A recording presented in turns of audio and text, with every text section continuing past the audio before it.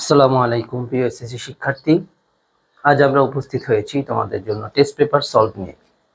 প্রথমে রয়েছে ইসলাম শিক্ষা প্রথম অধ্যায়ের প্রথম পত্রের প্রথম অধ্যায় কিছু বাছাইকৃত টেস্ট পেপার থেকে কিছু বাছাইকৃত কোশ্চেন আমরা এনেছি, সেগুলো আজকে আমরা সলভ করব।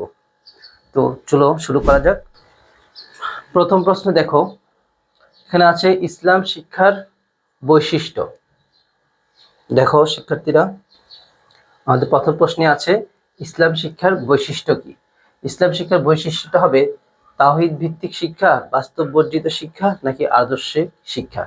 এখানে বাস্তব বর্জিত তো হয় না, এটা বাস্তবতার সাথেই মিল রেখে এই শিক্ষাটা।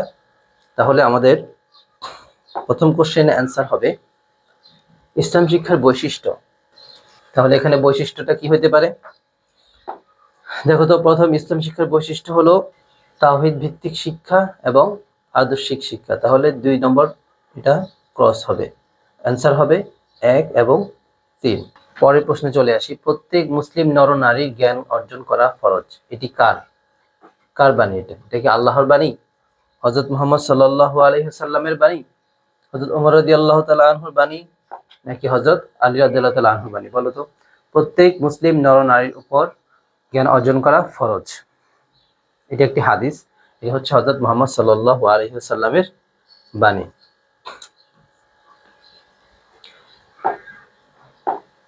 এরপরে আসো, ইসলাম শিক্ষা তাওহীদ ভিত্তিক। এখানে তাওহীদ বলতে কি বোঝায়? ইসলাম শিক্ষা তাওহীদ ভিত্তিক, তাওহীদ বলতে কি বোঝায়? তাওহীদ তোমরা পড়েছো না? তাওহীদ শব্দের অর্থ একত্ববাদ। দেখো, ইসলাম শিক্ষা তাওহীদ ভিত্তিক, এখানে তাওহীদ বলতে বোঝাচ্ছে কি আল্লাহ ভীতি, নাকি পরকালমুখী একত্ববাদ, নাকি পরোপকার? এটি হচ্ছে তাওহীদ একত্ববাদ। কি একত্ববাদ? আনসারটা কি হবে? ইসলাম শিক্ষা তাওহীদ ভিত্তিক। এখানে তাওহীদ বলতে বোঝায় একত্ববাদকে। তাওহীদ বলতে কি বোঝায়? একত্ববাদকে বোঝায়। ইসলাম শিক্ষার ধর্মীয় উদ্দেশ্য নয় কোনটি? মূলত ইসলাম শিক্ষাতে একটি ধর্মীয় উদ্দেশ্য আছে, তাহলে এখানে ধর্মীয় উদ্দেশ্য নয় কোনটি? ইসলাম শিক্ষার ধর্মীয় উদ্দেশ্য নয় হচ্ছে আল্লাহ সম্পর্কে জ্ঞান, এটা ধর্মীয় উদ্দেশ্য। দ্বীনের প্রচার প্রসার, আড়ম্বরপূর্ণ জীবনযাপন, এটা ইসলাম শিক্ষার উদ্দেশ্য নয়। ইসলামী দাওয়াতের সম্প্রসারণ। ইসলাম শিক্ষার ধর্মীয় উদ্দেশ্য নয় কোনটা? তাহলে ধর্মীয় উদ্দেশ্য নয় হচ্ছে আড়ম্বরপূর্ণ জীবনযাপন। ইসলাম শিক্ষা কি আড়ম্বরপূর্ণ জীবনযাপনের প্রতি উৎসাহিত করে মানুষকে? অবশ্যই না। দেখো না, আমাদের যারা সুফি, যারা আমাদের বড় বুজুর্গ ছিলেন, তাদের অধিকাংশের জীবনযাপন, এমনকি আমাদের হযরত মুহাম্মদ সাল্লাল্লাহু আলাইহি ওয়াসাল্লামের জীবনযাপন ছিল খুবই সাধারণ, সিম্পল লাইফ লিড করতেন ওনারা। তাহলে ইসলাম শিক্ষার ধর্মীয় উদ্দেশ্য নয় হচ্ছে আড়ম্বরপূর্ণ জীবনযাপন করা। আড়ম্বরপূর্ণ জীবনযাপন এটা মানুষকে ধর্ম থেকে দূরে সরিয়ে নেয়, মানুষকে কি করে? মানুষকে দুনিয়ার পথে ধাবিত করে, দুনিয়ার দিকে আকৃষ্ট করে। এই জন্য ইসলাম শিক্ষার ধর্মীয় উদ্দেশ্য নয় হলো আড়ম্বরপূর্ণ জীবনযাপন। আচ্ছা, পরে দেখো, উদ্দীপক পড়ে নিম্নোক্ত প্রশ্নের উত্তর দাও। তিনি মহান সত্তা, যিনি নিরক্ষরদের মধ্যে নবী পাঠিয়েছেন। তিনি তাদেরকে কোরআনের আয়াতসমূহ পাঠ করে শোনাবেন এবং তাদেরকে পূত পবিত্র করবেন। যেটি কোরআন শরীফের আয়াত। তিনি মহান সত্তা, যিনি নিরক্ষরদের মধ্যে নবী পাঠিয়েছেন। তিনি তাদেরকে কোরআন আয়াতসমূহ পাঠ করে শোনাবেন এবং তাদেরকে পূত পবিত্র করবেন। আচ্ছা, এখানে হলো হযরত আবু বকর। উদ্দীপকের বাণীটি কার? হযরত আবু বকর, হযরত ওমর রাদিয়াল্লাহু তাআলা আনহু এর, হযরত মুহাম্মদ সাল্লাল্লাহু আলাইহি ওয়াসাল্লামের, মহান আল্লাহ তাআলা। এটা হচ্ছে মহান আল্লাহ তাআলার বাণী, কোরআন শরীফের একটি আয়াত, মহান আল্লাহ তাআলার বাণী। এবার চলে আসো, আমাদের প্রথম পত্রের প্রথম অধ্যায়ের মধ্যে কতগুলো পার্ট আছে। তার মধ্যে তোমাদের বিশেষ করে 2025-এর এইচএসসি শিক্ষার্থী যারা, তাদের জন্য বাছাই করে কিছু পাঠ আলাদা করে দিয়েছে, সংক্ষিপ্ত করে দিয়েছে। সেই সংক্ষিপ্ত পাঠের মধ্যে প্রথমে ইসলামী সংস্কৃতি আছে, তারপরে মাকতাব একটা পাঠ আছে। সেই পাঠ থেকেও কিছু কোশ্চেন আমরা নিয়ে এসেছি। দেখো, তোমাকে প্রথমে যে মাকতাব শব্দের শাব্দিক অর্থ কি? মাকতাব শব্দের শাব্দিক অর্থ কি? হ্যাঁ, মাকতাব শব্দের শাব্দিক অর্থ লেখার স্থান, পড়ার স্থান, বৈঠকখানা, বিদ্যালয়। মাকতাবুন, এটা হচ্ছে লেখার স্থান। মাকতাব, কাতাবা ইয়াকতুবু থেকে, কাতাবা অর্থ লেখা, মাকতাব অর্থ লেখার স্থান। কিন্তু এখানে পরিবাহী শব্দ বিদ্যালয়, পড়ার স্থানও ব্যবহার করা হয়। আচ্ছা আচ্ছা, আরেকটা দেখো, স্ত্রীরা তোমাদের ভূষণ আর তোমরা তাদের ভূষণ, এটি কোন সূরার আয়াত?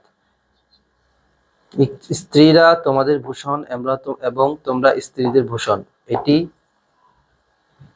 পরের প্রশ্ন আসি। স্ত্রীরা তোমাদের ভূষণ আর তোমরা তাদের ভূষণ, এটি কোন সূরার আয়াত? এটি কোন সূরার আয়াত বলো তো? সূরা আয-যারিয়াত, আয-যারিয়াত, আল বাকারা, আন রুম, কোনটা? একটাও না, এটি হচ্ছে সূরা আন-নিসা, সূরা আন-নিসার আয়াত। এটি সূরা আন-নিসার আয়াত, 4 নম্বর পারা থেকে শুরু। এরপর দেখো, রাতের 1 ঘন্টা ইসলামিক জ্ঞান চর্চাকে কিসের চেয়ে উত্তম বলা হয়েছে? রাতের 1 ঘন্টা ইসলামিক জ্ঞান চর্চাকে, ইসলামিক জ্ঞান চর্চার ক্ষেত্রে খুবই উৎসাহ দিয়েছে এবং তার মধ্যে বলছেন যে রাতের 1 ঘন্টা ইসলামিক জ্ঞান চর্চাকে, রাতের 1 ঘন্টা ইসলামিক জ্ঞান চর্চাকে কিসের চেয়ে উত্তম বলা হয়েছে? সারাদিন জিহাদ করার, সারা রাত সীমানা পাহারা দেওয়ার, সারা রাত নফল ইবাদতের, সারাদিনের দাওয়াত। এর অ্যান্সার হবে সারাদিন জিহাদ করা হবে না, সারা রাত সীমানা পাহারা দেওয়া হবে না, সারা রাত নফল ইবাদতের কথা হবে না। এটা হচ্ছে সারা রাত নফল ইবাদত, সারা রাত নফল ইবাদতের চেয়ে 1 ঘন্টা ইসলামিক জ্ঞান চর্চাকে সারা রাত নফল ইবাদতের চেয়ে উত্তম বলা হয়েছে। আচ্ছা, পরের প্রশ্ন দেখো, মানুষ সকল সৃষ্ট জীবের মাঝে শ্রেষ্ঠ কেন? মানুষ সকল সৃষ্ট জীবের মাঝে শ্রেষ্ঠ কেন? দেখো, জ্ঞান চর্চা করে বলে, উপার্জন করে বলে, চাকরি করে বলে, নাকি সম্মান অর্জন করে বলে? বলো তো কোনটা হবে অ্যান্সার?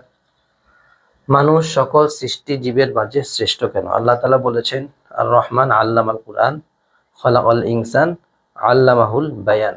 মানুষকে আল্লাহ তাআলা ভাষা শিখিয়েছেন, মানুষকে আল্লাহ তাআলা জ্ঞান দিয়েছেন। তাহলে এই জ্ঞান চর্চা করে বলেই মানুষ সৃষ্ট জীবের মাঝে শ্রেষ্ঠ। কারণ অন্যান্য যে প্রাণীরা রয়েছে, অন্য সকল সৃষ্ট জীব রয়েছে, তারা কিন্তু মানুষের মতো এভাবে জ্ঞান চর্চা করতে পারে না। একমাত্র মানুষই ডিফারেন্স যারা জ্ঞান চর্চা করতে পারে। আর আল্লাহ তাআলা মানুষকে জ্ঞান চর্চার জন্য ভাষা দিয়েছেন, জ্ঞান দিয়েছেন, আর সেই জন্যই মানুষ সৃষ্টির শ্রেষ্ঠ জীব, সেরা জীব। তাহলে এখানে অ্যান্সারটা হবে জ্ঞান চর্চা করে বলে। উপার্জন করে বলে এটা হবে না, চাকরি করে বলে হবে না, সম্মান অর্জন করে বলেও হবে না, একমাত্র জ্ঞান চর্চা করে বলে এটি হবে অ্যান্সার। এরপর দেখো, নৈতিক শিক্ষার প্রধান উৎস কোনটি? আচ্ছা, নৈতিক শিক্ষার প্রধান উৎস কোনটি? নৈতিক শিক্ষার জন্য আমরা প্রধান কোন উৎসটা পাই? একদম প্রধান যদি উৎস দেখি, দেখো এখানে ইবাদত, এটা তো উৎস না, এটা তো একটা প্র্যাকটিস, এটা হবে না। হাদিস, রিসালাত, আল কোরআন, এর মধ্যে যে কোনো একটি হবে। আচ্ছা, এর মধ্যে সবচেয়ে উত্তম কোনটা দেখো তো? এর মধ্যে সবচেয়ে উত্তম বোঝা যায় হচ্ছে আল কোরআনকে। তাহলে এখানে নৈতিক, কারণ আল কোরআন, তারপরে হচ্ছে হাদিস, রিসালাত, এই বিষয়গুলো আল কোরআনের পরেই আসে। নৈতিক শিক্ষার প্রধান উৎসটি হচ্ছে কি? আল কোরআন, যেখানে আল্লাহ তাআলা সরাসরি মানুষকে নৈতিক শিক্ষা দিয়েছেন কোরআন মাজিদের মাধ্যমে। এরপর আছে, নিশ্চয়ই আল্লাহর নিকট ইসলামই একমাত্র মনোনীত ধর্ম, এটি কার বাণী? এটি কার বাণী? আলিমদের বাণী, রাসূলের বাণী, আল্লাহর বাণী, না দরবেশদের বাণী? এটি হচ্ছে নিশ্চয়ই আল্লাহর নিকট ইসলামই একমাত্র মনোনীত ধর্ম, এটি একমাত্র আল্লাহ তাআলার বাণী। কার বাণী? আল্লাহ তাআলার বাণী। শিক্ষার বিনিময়ে বন্দী মুক্তির পদক্ষেপ গ্রহণ করেছিলেন কে? বলতে পারো? বদর যুদ্ধের পর ইসলামের প্রথম যুদ্ধ ছিল বদর যুদ্ধ, কাফেরদের বিরুদ্ধে। এই যুদ্ধে মুসলমানদের বিজয় অর্জন হয় এবং এরপর কিছু কাফেরদেরকে বন্দী করা হয়। তখন এই বন্দী চুক্তির জন্য মহানবী হযরত মুহাম্মদ সাল্লাল্লাহু আলাইহি ওয়াসাল্লাম কাফেরদের সাথে চুক্তি করেছিলেন বন্দীদের মুক্তি করার জন্য, যে তোমাদের বন্দীদের থেকে যারা শিক্ষিত আছে, যারা জ্ঞান জানে, তারা আমাদের এই মুসলমানদের মধ্যে যারা এখনো জ্ঞান অর্জন করেনি তাদেরকে শিক্ষাদান করবে। এই যদি শিক্ষাদান করে তাহলে তাদেরকে মুক্তি দেওয়া হবে। তো সেই কথা যায়, শিক্ষার বিনিময়ে বন্দী মুক্তি পদক্ষেপ গ্রহণ করেছিলেন প্রথমে আমাদের মহানবী সাল্লাল্লাহু আলাইহি ওয়াসাল্লাম। এর আগে অতীতে কেউ এই কাজটি করেননি। মনে থাকবে, শিক্ষার বিনিময়ে বন্দিমুক্তি পদক্ষেপ গ্রহণ করেছিলেন কে? মহানবী সাল্লাল্লাহু আলাইহি ওয়াসাল্লাম। ইসলাম শিক্ষার সামাজিক উদ্দেশ্য কি? ইসলাম শিক্ষার অনেকগুলো উদ্দেশ্য আছে, তার মধ্যে একটি হচ্ছে সামাজিক উদ্দেশ্য। সামাজিক উদ্দেশ্য সকলের কাছে ইসলামের আহ্বান পৌঁছানো, রিজিক দাতা সম্পর্কে পূর্ণ জ্ঞান লাভ করা, রাসূলের আদর্শ গ্রহণ করা, আল্লাহর সাথে বান্দার সম্পর্ক বৃদ্ধি করা। ইসলাম শিক্ষার সামাজিক উদ্দেশ্য হলো সকলের কাছে ইসলামের আহ্বান পৌঁছানো, সকলের কাছে ইসলামের আহ্বান পৌঁছানো। এরপর দেখো, ইসলাম শিক্ষা গ্রহণ করা কি? ইসলাম শিক্ষা গ্রহণ করা কি? আল্লাহ তাআলা প্রত্যেকটা মানুষকে সৃষ্টি করেছেন, পৃথিবীতে মানুষ এবং জিনকে সৃষ্টি করেছেন একমাত্র তার ইবাদতের জন্য। আর ইবাদতের জন্য সেই ইবাদতের পদ্ধতিটা কি হবে, ইবাদতটা কিভাবে করবে, কোন পদ্ধতি অনুসরণ করলে আল্লাহ তাআলার নৈকট্য অর্জন করা যাবে, সেই শিক্ষাগুলো আমরা ইসলাম শিক্ষার মাধ্যমে পেয়ে যাই। এবং মানুষ কিভাবে ইবাদত করবে সেই পদ্ধতিগুলো ইসলাম তার বিভিন্ন কর্মপদ্ধতির মাধ্যমে মানুষকে শিখিয়ে দেয়, জ্ঞানের মাধ্যমে মানুষকে শিখিয়ে দেয়। তাহলে এই ইসলাম শিক্ষাটা, এই পদ্ধতিগুলো অনুসরণ করার জন্য আমাদেরকে কি কি বিষয় জানতে হবে, সেগুলো জানা আমাদের জন্য ফরজ হয়ে যায়। যেমন নামাজ আমাদের জন্য ফরজ, রোজা আমাদের জন্য ফরজ, যাকাত আমাদের জন্য ফরজ। তাহলে এই ফরজগুলো আমরা কিভাবে আদায় করব সেগুলো জানাও আমাদের জন্য ফরজ। সেই দৃষ্টিতে ইসলাম শিক্ষা গ্রহণ করা কি ফরজ। ইসলাম শিক্ষা গ্রহণ করা প্রত্যেক মুসলমান নরনারীর উপর কি ফরজ। ইসলাম শিক্ষা গ্রহণ করা প্রত্যেক মুসলমান নর এবং নারীর উপর ফরজ, মুসলিম নরনারীর উপর ফরজ।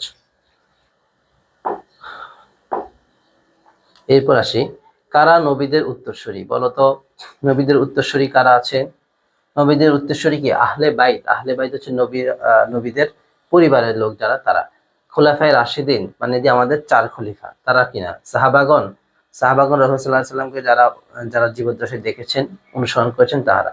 আর আলেমগণ যারা ইসলাম জ্ঞান সম্পর্কে জানে, ইসলাম সম্পর্কে জানে, তাদেরকে কি বলা হয়? আলেম বলা হয়। তাহলে দেখো, একটা সহজ কথা, একটা কমন শব্দ নিলে কিন্তু এরা সবাই চলে আসে। কারণ কারা নবীদের উত্তরসূরি। যদি আমরা এখানে এই 3টা অপশন বাদ দিয়ে 4 নম্বরটা ধরি, আলেমগণ, তাহলে আলেমগণের মধ্যে, আলেমগণ অনুসরণ করলে আহলে বাইতদের মধ্যে আলেম ছিলেন, আহলে বাইতগণও আলেম ছিলেন, খোলাফায়ে রাশিদিনরাও জানতেন ইসলাম সম্পর্কে, সাহাবাগণও জানতেন। তাহলে আলেমগণ বললে এরা সবাই চলে আসে। তাহলে আমাদের অ্যান্সারটা হবে কি? আলেমগণ। কারা নবীদের উত্তরসূরি? আলেমগণ। পরের প্রশ্ন দেখি, ইসলামী জীবন ব্যবস্থাটি হলো পরিপূর্ণ, ইহকালীন, শাশ্বত। আচ্ছা, ইসলামী জীবন ব্যবস্থাটি হলো পরিপূর্ণ, এটা সত্য। ইসলামী জীবন ব্যবস্থা পরিপূর্ণ। ইহকালীন, এটা কি শুধু ইহকালীন? পরকালে কি নাই? শাশ্বত যদি বলি তাহলে ইহকালীন পুরোটা চলে আসে। তাহলে এটা হবে পরিপূর্ণ এবং শাশ্বত, 1 এবং 3। আমাদের অ্যান্সার হবে কি? 1 এবং 3। ইসলামী জীবন ব্যবস্থাটি হলো পরিপূর্ণ এবং শাশ্বত। পরে দেখি, ইসলামের সর্বপ্রথম শিক্ষা প্রতিষ্ঠান কোথায় স্থাপন করা হয়? ইসলামের সর্বপ্রথম শিক্ষা প্রতিষ্ঠান কোথায় স্থাপন করা হয়?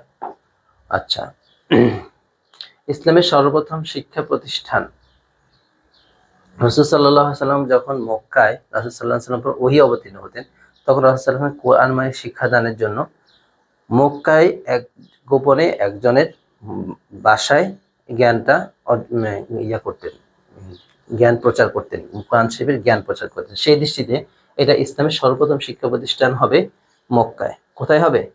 মক্কায়। আচ্ছা, এরপর আসি, মানুষের শ্রেষ্ঠত্বের মাপকাঠি কোনটি? বলো, মানুষের শ্রেষ্ঠত্বের মাপকাঠি কোনটি? মানুষের শ্রেষ্ঠত্বের মাপকাঠি হবে কিসে? পদমর্যাদায়, বংশমর্যাদা, দ্বীনি ইলম, নাকি অর্থ সম্পদ? মানুষের শ্রেষ্ঠত্বের মাপকাঠি কোনটি? এই কথাগুলো হচ্ছে আমাদের ধর্মীয় দৃষ্টিতে, আমরা যে সামাজিক যে দৃষ্টিভঙ্গি আমরা নিজেদের মধ্যে ধারণ করি, সেই দৃষ্টিভঙ্গি না, কিন্তু এটা হচ্ছে আমাদের ধর্মীয় দৃষ্টি। আমাদের ইসলামের দৃষ্টিতে মানুষের শ্রেষ্ঠত্বের মাপকাঠি কোনটি হবে?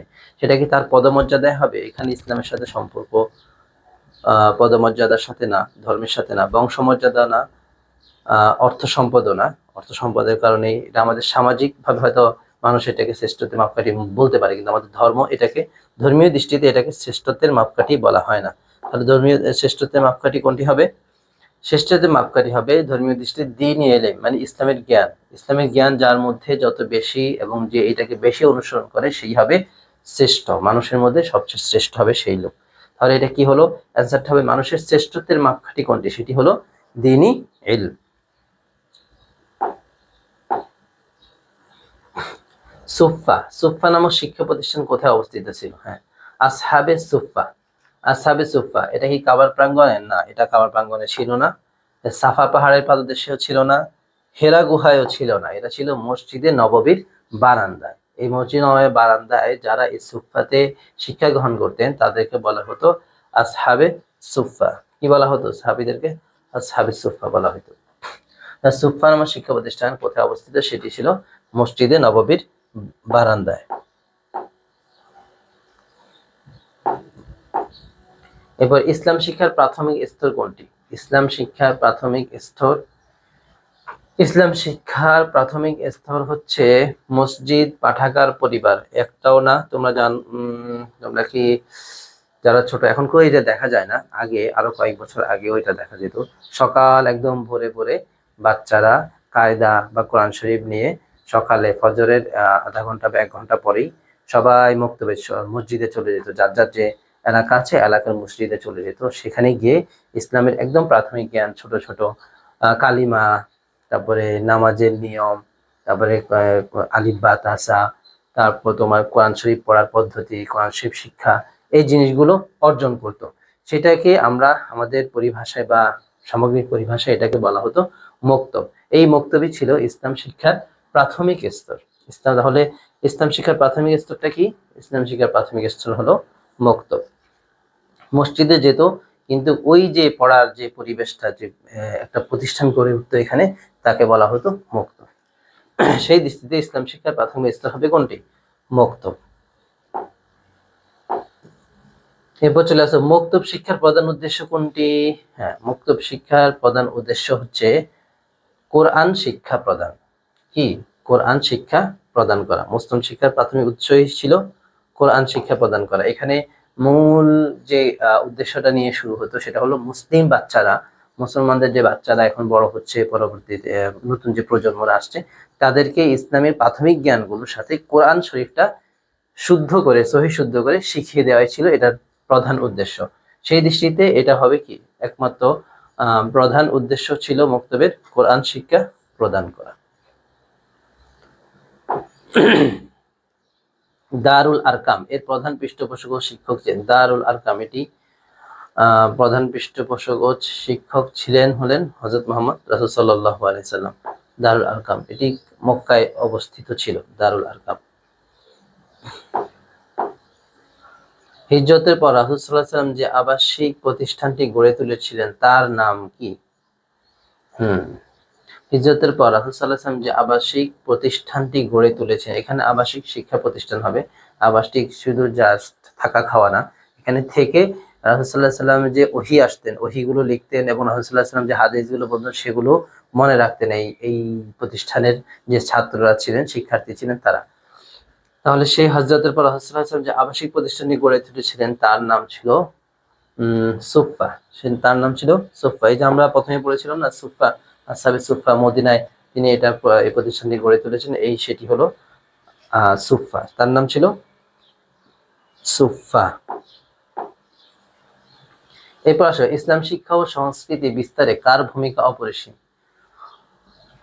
ইসলামী শিক্ষা ও সংস্কৃতি বিস্তারে কার ভূমিকা অপরিসীম? দেখো, ইসলামী শিক্ষা ও সংস্কৃতি বিস্তারে একদম যদি আমরা একদম প্রাথমিক দিকে যাই, তাহলে দেখতে পাবা না, হ্যাঁ, আলেমরা তো এখানে কাজ করে, মাদ্রাসাও কাজ করে, সুফিদেরও কাজ আছে। তবে একদম প্রাথমিক স্তরের দিকে তাকালে আমরা সেখানে পাবো মক্তব। কি পাবো? মক্তব। ইসলাম শিক্ষা ও সংস্কৃতি বিস্তারে কার ভূমিকা অপরিসীম? সবচেয়ে বড় ভূমিকা হচ্ছে এখানে মক্তবের ভূমিকা। মক্তবের মাধ্যমে মুসলিম বাচ্চারা সেই ছোটবেলা থেকে ইসলামিক জ্ঞান চর্চা করতে থাকে, ইসলাম সম্পর্কে একটা ধারণা লাভ করতে থাকে। এখান থেকে সেই সংস্কৃতির আস্তে আস্তে বিস্তারটা ঘটে। সেই দৃষ্টিতে ইসলাম শিক্ষা ও সংস্কৃতি বিস্তারের ভূমিকা হলো মক্তবের। এরপর দেখো, অসৎ নাগরিক দ্বারা সমাজ ও রাষ্ট্রের কি হয় না, বলতো? অসৎ নাগরিক দ্বারা সমাজ ও রাষ্ট্রের কি ক্ষতি হয় না? অবশ্যই ক্ষতি হয়। যেখানে অসৎ কথাটি চলে আসছে এখানে একটা নাগরিকের কথা, এরপরে উন্নয়নও হয় না, সমৃদ্ধি হয় না। তবে উন্নয়ন সমৃদ্ধি সব কিছুকে আমরা যদি একটা শব্দে মানে প্রকাশ করতে চাই সেটা হবে কি? কল্যাণ। সেই দৃষ্টিতে এটাকে আমরা কল্যাণ বলতে পারি। অসৎ নাগরিক দ্বারা সমাজ ও রাষ্ট্রের কি হয় না? কল্যাণ হয় না। অসৎ নাগরিক দ্বারা সমাজ ও রাষ্ট্রের কল্যাণ হয় না। এবার জনাব তৌফিক ছেলে তুহিনকে আদর্শ মানুষ হিসেবে গড়ে তুলতে চান। এই ক্ষেত্রে তিনি শেখাবেন, ছেলেকে গান শেখাবেন, পরিবারে ইসলাম চর্চা বাড়াবেন। নিচের কোনটি সঠিক? আচ্ছা আচ্ছা, জনাব তৌফিক ছেলে তুহিনকে আদর্শ মানুষ হিসেবে গড়ে তুলতে চান। এক্ষেত্রে তিনি ছেলেকে বক্তব্যে পাঠাবেন, ছেলেকে গান শেখাবেন নাকি পরিবারে ইসলামিক চর্চা বাড়াবেন? দেখো, ছেলেকে গান শেখাবেন, এটার দ্বারা কি আদর্শ মানুষ হয়ে যাবে? গান তো কত রকমই আছে, তাই না? টিকটকেও গান করে, এখন টিকটকে গানের সাথে মানুষ অ্যাক্ট করে, সেটা একটা, এটা তো কখনো ভালো হতেই পারে না। তাহলে জনাব তৌফিক ছেলে তুহিনকে আদর্শ মানুষ হিসেবে গড়ে তুলতে চান, সেক্ষেত্রে তিনি ছেলেকে বক্তব্যে পাঠাইতে পারেন আর পরিবারে ইসলামিক চর্চা বাড়াতে পারেন। তাহলে এক্ষেত্রে 1 এবং 3টা আমরা নিতে পারি, 1 এবং 3 এই দুটো হবে। নিচের উদ্দীপকটি পড়ে নিম্নোক্ত ও পরবর্তী প্রশ্নের উত্তর দাও। আচ্ছা, নিচের উদ্দীপকটি পড়ে, ইসলামের প্রারম্ভিক যুগ থেকে শিশুদের নৈতিক শিক্ষা দেওয়ার জন্য প্রতিষ্ঠান গড়ে তোলা হয়, যা থেকে শিশুদের মানসিক বিকাশ ঘটে এবং আচার আচরণ সুন্দর হয়। কোন প্রতিষ্ঠানে উদ্দীপকে উল্লিখিত শিক্ষা শিশুদের প্রদান করা হয়? বলতো, মসজিদে, স্কুলে, মাদ্রাসায় নাকি মক্তবে? অবশ্যই এটা মক্তব হবে। অবশ্যই কি হবে? এটা অ্যান্সার হবে মক্তব। অ্যান্সার কি হবে? মক্তব, মাকতাব, মাকতাব, মাকতাব, মক্তব যেটাই বলা যায়, অ্যান্সার হবে মক্তব। মুসলিম উম্মাহকে মধ্যপন্থী উম্মত বলা হয় কেন? মুসলিম উম্মাহকে মধ্যপন্থী উম্মত বলা হয় কেন? ইতিহাসের মধ্যভাগে মুসলমানদের আবির্ভাব হয়েছে, সেজন্য বিশ্বাস ও কর্মে ভারসাম্য রক্ষা। মধ্যপ্রাচ্যে নবীজির আবির্ভাব, গোটা বিশ্বের জন্য নবীজির আগমন।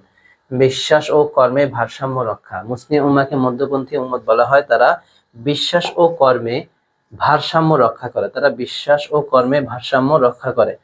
খুব মনোযোগ দিয়ে শুনবা, ইসলামে কিন্তু বাড়াবাড়ি বলতে কোনো কিছু নেই, একেবারে বিশ্বাসে এবং তাদের কাজের মধ্যে একটা ভারসাম্য সবসময় রক্ষা হয়ে থাকে। অতি বাড়াবাড়ি কোনো বিষয় নিয়ে, ধর্মের কোনো বিষয় নিয়ে অতি বাড়াবাড়ি, অতিরঞ্জিত করাটা ইসলাম সাপোর্ট করে না। হয়তো আমরা বুঝতে পারি না, আমাদের বোঝার হয়তো ভুল থাকে অনেক ক্ষেত্রে, কিন্তু অ্যাকচুয়ালি ইসলাম কখনোই কোনো বিষয়টাকে অনেক বাড়াবাড়ি করে বান্দার জন্য কষ্টকর হয়ে যায় একেবারে, এমন কোনো বিষয় হয়তো অনেক কষ্টকর কোনগুলো হয় যে বিষয়গুলো আমরা বুঝতে পারি না, হ্যাঁ, আমরা নিজেদের মতো করে চলতে চাই, তখন সেটা অনুসরণ করতে আমাদের খারাপ লাগে বা আমাদের জন্য কষ্টকর হয়, কিন্তু সেই কষ্টটা মূল বিষয় না। এখানে অনেক সামগ্রী, অনেকগুলো বিষয় থাকে, সব বিষয় মিলিয়ে ইসলাম সবসময় মানুষকে মধ্যম পন্থা যেটা, সেটাকে অনুসরণ করার জন্য উৎসাহ প্রদান করে, আর সেই জন্য মুসলিম উম্মাহকে মধ্যমপন্থী উম্মত বলা হয়। এটা হচ্ছে আমাদের বিশ্বাস ও কর্মে আমাদের ভারসাম্য রক্ষা হয়, তাই বলে। এরপর আসি, আরবি শব্দ তাহজিব অর্থ কি? তাহজিব, তামাদ্দুন, কথাটি আমরা সবসময় বলছি। তাহজিব শব্দের অর্থ হলো সংস্কৃতি, সভ্যতা, শিষ্টাচার, অপসংস্কৃতি, সংস্কৃতি। তাহজিব শব্দের অর্থ হচ্ছে সংস্কৃতি, সংস্কৃতি। তাহজিব শব্দের অর্থ কি? সংস্কৃতি, এটি আরবি শব্দ। তাহজিব এটি কি? আরবি শব্দ, এর হচ্ছে অর্থ হচ্ছে সংস্কৃতি। এরপর আসি, মসজিদ কেন্দ্রিক বয়স্ক শিক্ষার উদ্দেশ্য কোনটি?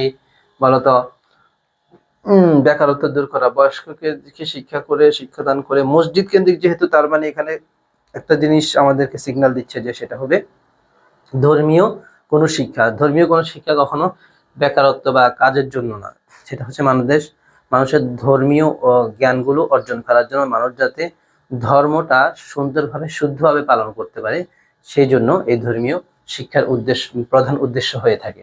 তাহলে এই ক্ষেত্রে যদি আমরা দেখি, মসজিদ কেন্দ্রিক বয়স্ক শিক্ষার উদ্দেশ্য বেকারত্ব দূর করা হবে না, দারিদ্র নির্মূল করাও হবে না, কুসংস্কার দূর করা, নিরক্ষরতা দূর করা।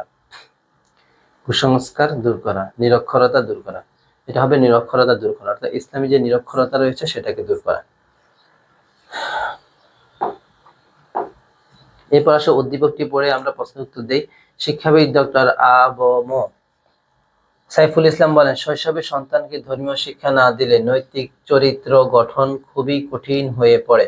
বড় হয়ে তারা আকাশ অপসংস্কৃতির প্রতি আকৃষ্ট হয়ে বিভিন্ন অপরাধে জড়িয়ে পড়ে। আচ্ছা, ঠিক আছে, বুঝলাম, বিভিন্ন অপরাধে জড়িয়ে পড়ে।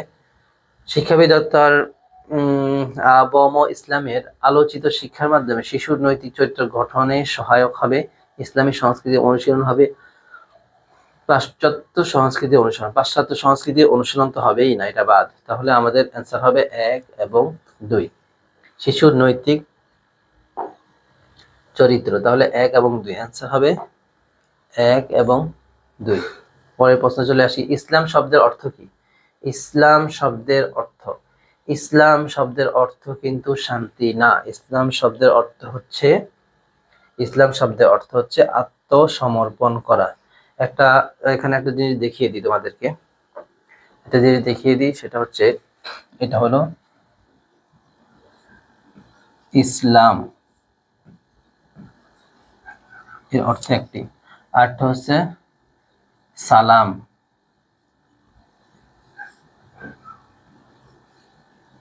দেখছো, সিন লাম মিম, সালামুন। এটা অর্থ হচ্ছে শান্তি, আর যদি একটা আলিফ যুক্ত করে দিই তাহলে হবে আত্মসমর্পণ, শান্তি। তো অনেকে ইসলাম অর্থ শান্তি বলে, আসলে ইসলাম অর্থ শান্তি না, ইসলাম অর্থ হচ্ছে আত্মসমর্পণ করা। আর যদি আত্মসমর্পণ করে তখন শান্তি প্রতিষ্ঠিত হবে, অন্যথায় অশান্তি বিরাজ করবে। আর ইসলাম অর্থ হচ্ছে আত্মসমর্পণ।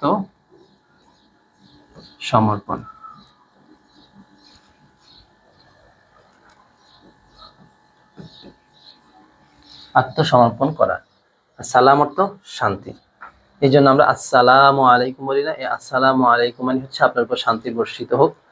আর ইসলাম যেটা, আমরা ইসলাম ধর্মের অনুসারী, আমরা ইসলাম গ্রহণ করেছি, আমরা মুসলিম। যারা মুসলিম বলে, মুসলিম মানে যারা আত্মসমর্পণ করেছে, যারা ইসলামী বিধিবিধানের কাছে নিজেকে আত্মসমর্পণ করেছেন, তারাই হলেন মুসলিম। আর শুধু ইসলাম বললে, আজ এই শব্দটার অর্থ হচ্ছে আত্মসমর্পণ করা। যেই ধর্মে মানুষ নিজেকে আত্মসমর্পণ করে, ধর্মের বিধিবিধানগুলো অনুসরণ করে, সেই ধর্মের নাম হচ্ছে ইসলাম, আল্লাহ প্রদত্ত ধর্ম। আর যারা এই ইসলাম ধর্ম গ্রহণ করেন তারা হচ্ছেন মুসলিম। আর সালামুন শব্দের অর্থ হচ্ছে শান্তি। এই কথাটা খুব ভালো করে মনে রাখবে। ইসলাম শব্দের অর্থ হচ্ছে আত্মসমর্পণ করা। ইসলাম শব্দের অর্থ আত্মসমর্পণ করা, শান্তি কামনা করা নয়। ভুলে আবার ইসলাম অর্থ শান্তি, এটা মনে করে ইসলাম দিয়ে দিবা না, শান্তি কামনা কখনোই দিবা না। দেখো, ভালো করে মনে রাখবে, ইসলাম অর্থ আত্মসমর্পণ করা। মনে থাকবে? আশা করি মনে থাকবে। আসো পরবর্তী প্রশ্নে যাই। উদ্দীপকটি পড়ে প্রশ্নের উত্তর দাও। দ্বাদশ শ্রেণীর ছাত্র সাদ বাসে এক বৃদ্ধ লোককে দাঁড়িয়ে থাকতে দেখে নিজের আসনে তাকে বসালেন। এতে বৃদ্ধ লোকটি তার মাথায় হাত বুলিয়ে বললেন, বেঁচে থাকো বাবা। এটা হয়তো আমরা দৈনিক যাতায়াত করতে, আমাদের সাধারণ লাইফে, দৈনন্দিন জীবনে এরকম ঘটনা ঘটে থাকে। আমরা মেট্রোতে যখন যাতায়াত করি, অনেকেই ঢাকা শহরে মেট্রোতে যাওয়ার সময় এটা খুব বেশি দেখা যায়, সিটের জন্য সবাই দাঁড়িয়ে থাকে। তো এই ক্ষেত্রে যদি বয়স্করা আসে, তো আমরা বিশেষ করে যুবকরা, বাচ্চারা বা ছেলে বয়সী ইয়াং যারা আছে, তারা বয়স্কদেরকে ছেড়ে দেয়, সিট ছেড়ে দিয়ে তাদেরকে বসতে দেয়, এবং ইয়াংরা দাঁড়িয়ে থাকে। এই সিনটা খুব বেশি দেখা যায় আমাদের বর্তমানে ঢাকা শহরের মেট্রো রেলে। তো এইরকমই একটা ঘটনা ঘটেছিল সাহাদের সাথে। সাহাদ কি করেছে, তার সিট ছেড়ে দিয়েছেন।